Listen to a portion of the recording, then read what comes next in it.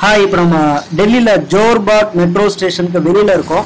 So Jor Bagh metro station வெளியில் வந்துட்டீங்க அப்படின்னா இங்கே நிறைய ஆட்டோஸ் வரிசையில் நின்றுட்டுருக்கோம். ஸோ அதில் ஃபஸ்ட் ஆட்டோ நீங்கள் பிடிச்சிங்க அப்படின்னா ஜோர்பாக்லேருந்து ஜஸ்ட் வந்துட்டு ஒரு 15 நிமிஷத்தில் நீங்கள் வந்துட்டு ஹுமாயூன் டாம் நீங்கள் போய் ரீச் பண்ணிடலாம். ஸோ இதுக்கு எவ்வளோ சார்ஜ் ஆகும் அப்படின்னு கேட்டிங்கன்னா ஜஸ்ட்டு வந்துட்டு ஒரு ஆளுக்கு மேக்ஸிமம் 30 40 ரூபாய்க்கு கேட்பாங்க ஒரு ஆளுக்கு. ஸோ டோட்டலாக நீங்கள் எவ்வளோ பேர் போகிறீங்களோ அதுக்கேற்றப்ப அமௌண்ட் சார்ஜ் ஆகும்.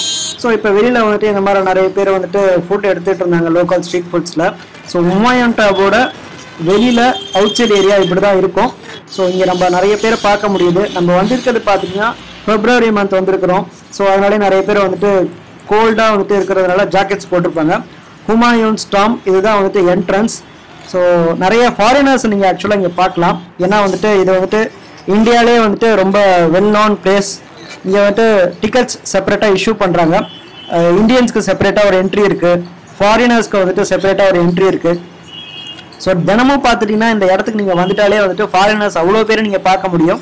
ஏன்னா நான் ஃபஸ்ட்டு சொன்ன மாதிரியே பார்த்துட்டிங்கன்னா இந்தியாவில் வந்துட்டு இது ரொம்ப முக்கியமான பிளேஸ். அட்மிஷன் ஃபீஸ் இந்தியன்ஸ்க்கு வந்துட்டு உள்ளே என்ட்ரு ஆகணும்னா ஒரு ஆளுக்கு 40 ரூபா ஆகுது. இதே ஃபாரின் டூரிஸ்ட் உள்ளே என்ட்ரு ஆகணும்னா ஒரு ஆளுக்கு வந்துட்டு 600 rupees ஆகுது. சில்ட்ரன்ஸ்க்கு பார்த்துட்டிங்கன்னா 14 வயசு வரைக்கும் அப் டு 14 years ஃபீஸே கிடையாது, அவங்களுக்குலாம் டோட்டலாக ஃப்ரீ. ஸோ இதுதான் வந்துட்டு அவங்க சார்ஜ் பண்ணுற அமௌண்ட். இன்னொரு விஷயம் கவனிச்சுக்கணும், அவங்க வந்துட்டு நீங்கள் டிக்கெட் வாங்குறது ஒரு ஜஸ்ட் ஒரு டோக்கன் மாதிரி தருவாங்க. அந்த டோக்கன் நீங்கள் பத்திரமா வச்சுக்கணும். சப்போஸ் நீங்கள் இந்த ஹுமாயூன் டாம் விட்டு நீங்கள் மறுபடியும் வெளியில் போகும்போது அந்த டோக்கனை ட்ராப் பண்ணிட்டு தான் போகணும்.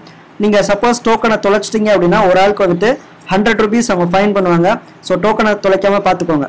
ஸோ இப்போ ஹுமாயூன் டாமில் பார்த்துட்டிங்கன்னா நிறைய டாம் இருக்குது. ஈஷா கான் டாம் இருக்குது, பூ ஹலிமா டாம் இருக்குது. ஸோ இந்த மாதிரி நிறைய டாம்ஸ் நீங்கள் வந்துட்டு ஃபுல்லாக சுற்றி பார்க்கணுன்னா அட்லீஸ்ட் வந்துட்டு ஒரு 1 hour ஆகும். மேக்ஸிமம் ஒரு 1.5 hours. நீங்கள் அங்கங்கே உட்காந்துட்டு பேசிட்டு போகிறீங்க, இன்ஸ்டாகிராமுக்காக நீங்கள் பிக்சர்ஸ் கிளிக் பண்ணுறீங்க அப்படின்னா கொஞ்சம் டைம் ஆகும். ஸோ இங்கே வந்துட்டு அந்த கல்வெட்டில் இது என்ன அப்படின்னு சொல்லிட்டு ஃபுல்லாக செதுக்கி வச்சுருக்காங்க. அதை பார்த்து படித்து நீங்கள் தெரிஞ்சுக்கலாம். ஸோ ஹுமாயூன் டாமை பொறுத்தளவுக்கு நீங்கள் வந்துட்டு விசிட் பண்ணுறதா இருந்தால் நீங்கள் கூகுள் மேப்ஸில் போயிட்டு நீங்கள் ரூட் பார்த்துட்டு வந்துடுங்க. மெட்ரோ ஸ்டேஷனில் வரது தான் ரொம்ப சேஃப். ஏன்னா மெட்ரோ ஸ்டேஷன் எதிரிலே பார்த்துட்டிங்கன்னா வெளியில் வந்துட்டு ஆட்டோஸ் இருக்குது. ஸோ ஜோர்பாக் மெட்ரோ ஸ்டேஷன் வந்துட்டு அங்கேருந்து ஒரு ஆட்டோ பிடிச்சிங்க அப்படின்னா இங்கே வந்துடலாம். ஸோ இப்போ நம்ம வந்துட்டு ஹுமாயூன் டாம் வந்துட்டு சுற்றி பார்த்துட்ருக்கோம். ஸோ ஃபஸ்ட்டு வந்துட்டு உள்ள என்ட்ரோனே ரைட் ஹேண்ட் சைடில் வந்துட்டு ஒரு பில்டிங் இருந்தது. ஸோ அதை தான் நம்ம பார்த்துட்ருக்கோம். ஸோ இந்த இடத்துல பார்த்துட்டிங்கன்னா நான் ஃபஸ்ட்டு சொன்ன மாதிரி ஃபாரினர்ஸ்க்கு ஏன் 600 rupees சார்ஜ் பண்ணுறாங்கன்னா அவங்கள பொறுத்த வரைக்கும் ஜஸ்ட் $1 83 rupees தான். அவங்களுக்குலாம் ஜஸ்ட்டு வந்துட்டு காலையில் வந்துட்டு ஒரு டீ சாப்பிட்றாங்க, இல்லைன்னா ஒரு டிஃபன் சாப்பிட்றாங்க அப்படின்னா எப்படியும் ஒரு $10 செலவழிப்பாங்க. ஸோ $10 நம்ம ஊர் காசுக்கு ஒரு 800 வருது. ஸோ அப்படி பார்க்கும்போது பார்த்துட்டிங்கன்னா 600 rupees அப்படிலாம் அவங்களுக்குலாம் மேட்ரே கிடையாது. அதனால தான் வந்துட்டு ஃபாரின் டூரிஸ்ட் எல்லா பேருக்குமே வந்துட்டு 600 rupees சார்ஜ் பண்ணுறாங்க. மற்றபடி பார்த்துட்டிங்கன்னா இந்தியன்ஸ்க்கு வந்துட்டு ஜஸ்ட் வந்துட்டு 40 rupees தான். So no need to worry about the cost. So இங்கே பார்த்துட்டிங்கன்னா உங்களுக்கு வந்துட்டு இந்த டாம் பற்றி உங்களுக்கு ஃபுல்லாக டீட்டெயில்ஸ் தெரியணும், எனக்கு ஹிஸ்ட்ரி தெரிஞ்சாகணும் அப்படின்னு நீங்கள் நினச்சிங்க அப்படின்னா அங்கேயே நிறைய பேர் கைடை வந்துட்டு கைடு மாதிரி சுற்றிக்கிட்டு இருப்பாங்க. ஸோ அவங்கள்ட்ட போயிட்டு உங்களுக்கு ஹிந்தி தெரியும்னா ஹிந்தி தெரிஞ்ச கைடை நீங்கள் சூஸ் பண்ணிக்கலாம். இல்லை நீங்கள் இங்கிலீஷ் தெரியும் அப்படின்னா இங்கிலீஷ் தெரிஞ்ச கைடை நீங்கள் சூஸ் பண்ணிக்கலாம். ஸோ கைடை போய் சூஸ் பண்ணுறதுக்குன்னு இந்த இடத்துக்கு தான் போகணும் அப்படின்னு சொல்லிட்டு எந்த ஒரு விதிமுறைகளும் கிடையாது. அங்கே நீங்கள் போகும்போதே தானாக உங்களை வந்து அப்ரோச் பண்ணுவாங்க. சார் நான் கைடு, நான் சுற்றி காமிக்கிறேன், இவ்வளோ சார்ஜ் ஆகும் அப்படின்னு சொல்லிட்டு. ஸோ உங்களுக்கு வேணும்னா அந்த கைடை நீங்கள் ஹையர் பண்ணிவிட்டு அவங்க உங்களுக்கு எல்லா இன்ஃபர்மேஷனும் உங்களுக்கு வந்து ஒரு இடம் போகும்போது சொல்லி காட்டுவாங்க.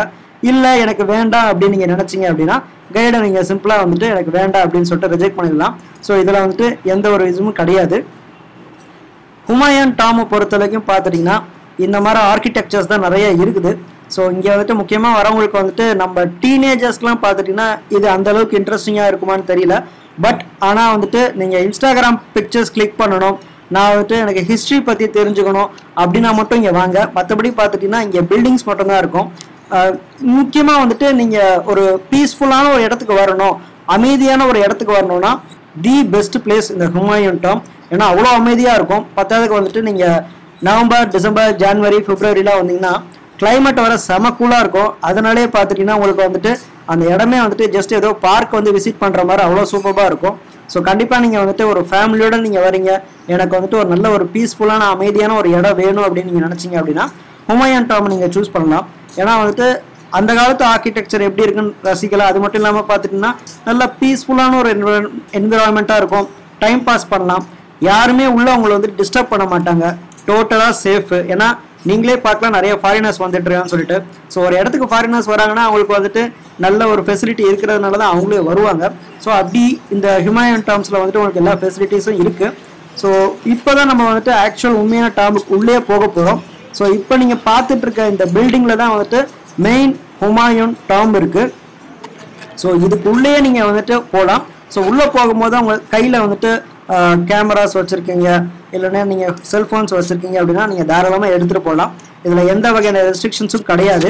நீங்கள் சப்போஸ் இந்த இடத்துக்கு நீங்கள் வரதா இருந்தால் மார்னிங் டைம் வாங்க, ரொம்பவே நல்லாயிருக்கும். ஏன்னா ஈவினிங் டைம் வந்துட்டு க்ளோஸ் பண்ணிவிடுவாங்க. ஸோ பெஸ்ட் டைம்னு பார்த்துட்டிங்கன்னா நான் சொன்ன மாதிரி வீக் டேஸில் வந்தீங்க அப்படின்னா கூட்டம் வந்துட்டு இவ்வளோ தான் இருக்கும்.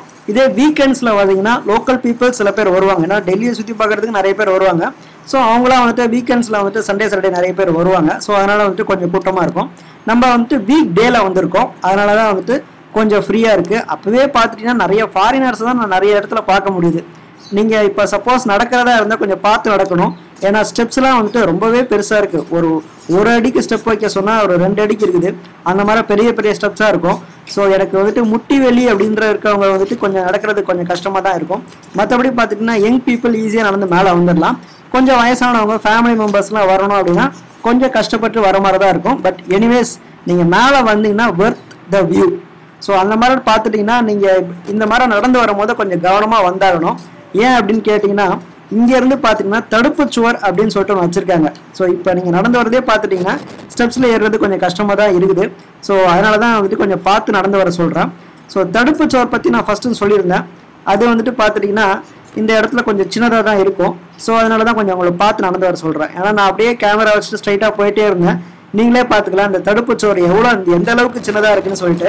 அப்படியே நீங்கள் கீழே விழுந்தாலே அலேக்கா ஹாஸ்பிட்டல் கொண்டு போனாலே அட்லீஸ்ட் ஒரு 1 மணி நேரம் ஆகும். ஸோ கவனமாக இந்த பக்கம் வந்தாலே கொஞ்சம் கவனமாக நடங்க. ஏன்னா வந்துட்டு தடுப்பு சுவர் கொஞ்சம் சின்னதாக தான் இருக்குது. ஸோ இப்போ நீங்கள் பார்க்குற இந்த ஹுமாயூன் டாம் தான் வந்துட்டு ரொம்பவே பெரிய டாம். ஸோ இதுக்குள்ளே நீங்கள் வந்துட்டு செல்ஃபோன்ஸ்லாம் எடுத்துகிட்டு போகலாம். உள்ளே எந்த வகையான ரெஸ்ட்ரிக்ஷன்ஸும் கிடையாது. காலில் வந்துட்டு நீங்கள் செருப்பு போட்டு கூட உள்ளே போகலாம். பட் அதில் ஆக்சுவலாக கூடாது. பட் இருந்தாலும் பார்த்தீங்கன்னா நம்ம மரியாதைக்காக நாங்கள் வந்துட்டு செருப்பு உள்ளே போடாமல் இருக்கிறது நல்லது. பட் இருந்தாலும் வந்துட்டு அந்த மாதிரி ரெஸ்ட்ரிக்ஷன்ஸ் எதுவுமே கிடையாது. நீங்கள் வந்துட்டு டாம்குள்ளே போகும்போதே நிறைய பேர் நான் பார்த்துருக்கேன், செருப்பு எதுவுமே கழட்டி போடலை. எக்ஸ்ட்ராவாக வந்துட்டு அந்த ஷூக்கு வெளியில் போடுற அந்த ஷூ கவரும் போடலை. ஸோ எல்லா பேருமே நார்மலாக தான் உள்ளே போயிட்டு இருந்தாங்க, ஃபோட்டோஸும் எடுத்துகிட்டு இருந்தாங்க. ஸோ இந்த இடத்துல நீங்கள் வரதா இருந்தால் மார்னிங் டைம் நீங்கள் பெஸ்ட்டு வந்தால் உங்களுக்கு வந்துட்டு சன்லைட் நல்லா இருக்கும். சன்லைட் நல்லா இருந்தால் தான் உள்ளே இருக்க டாம்பை நீங்கள் பார்க்க முடியும். இதே நீங்கள் ஈவினிங் டைம் வரதா இருந்தால் உங்களுக்கு சன்லைட் டிம் ஆகும் போது உங்களுக்கு உள்ளே என்ன நடக்குதுன்னே தெரியாது. அதனால தான் உங்களுக்கு வந்துட்டு ஏர்லி மார்னிங் நான் வர சொன்னேன். ஸோ இதுதான் வந்துட்டு நீங்கள் பார்க்கக்கூடிய டாம். ஸோ இந்த இடத்துல தான் வந்துட்டு இதே மாதிரி தான் இப்போ உள்ளே நீங்கள் எப்படி பார்க்குறீங்களோ இதே மாதிரி தான் தாஜ்மஹால் உள்ளேயும் இருக்கும். இப்போ நீங்கள் சப்போஸ் தாஜ்மஹால் விசிட் பண்ணுறீங்க அப்படின்னா 250 rupees நீங்கள் டிக்கெட் எடுப்பீங்க. ஸோ டிக்கெட் எடுத்துட்டு அந்த டாம்குள்ளே போவீங்க. அங்கேயும் கேமராலாம் அலோட் பண்ண மாட்டாங்க. பட் அங்கே டாம் எப்படி இருக்குன்னா இதே மாதிரி தான் இருக்கும்.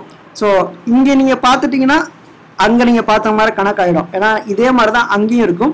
ஏன்னா அங்கே வந்துட்டு தாஜ்மஹால் வந்துட்டு ஷாஜஹான் மும்தாஜ் இருப்பாங்க. ஸோ இங்கே வந்துட்டு வேற ஒருத்தங்க இருக்காங்க. இவ்வளோ தான் வித்தியாசம். மற்றபடி பார்த்தீங்கன்னா ஆர்கிடெக்சர் டாம் எல்லாமே இதே மாதிரி தான் இருக்கும். நிறைய பேர் வந்துட்டு இங்கே ஃபோட்டோ எடுத்துட்டாங்க. இங்கே வந்துட்டு ரெஸ்ட்ரிக்ஷன்ஸே கிடையாது.